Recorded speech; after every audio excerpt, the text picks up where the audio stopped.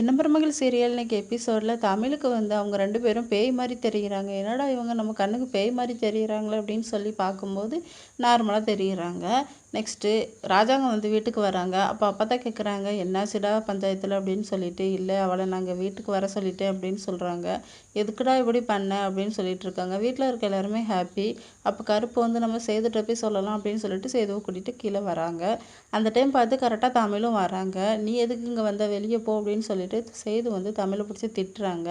பஞ்சாயத்தில் தான் இப்படி சொல்லிட்டாங்க அப்படின்னு சொல்லிட்டு ஈஸ்வரி வந்து சத்தம் போடுறாங்க. இவள் வந்து இந்த வீட்டுக்குள்ளே இருக்கக்கூடாது, அவள் வேலைக்காரியாக தான் இருக்கணும், வெளியே தான் இருக்கணும் அப்படின்னு சொல்லிட்டு கருப்பு எங்கே தங்கினாங்களோ அங்கேயே தங்க சொல்கிறாங்க. அப்போ தமிழை வந்து கருப்பு கூட்டிகிட்டு போகிறாரு.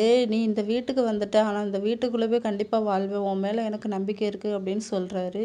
தமிழ் வந்து அவங்க அப்பா சொன்னது எல்லாமே பஞ்சாயத்தில் நடந்ததெல்லாம் யோசித்து பார்த்துட்ருக்காங்க.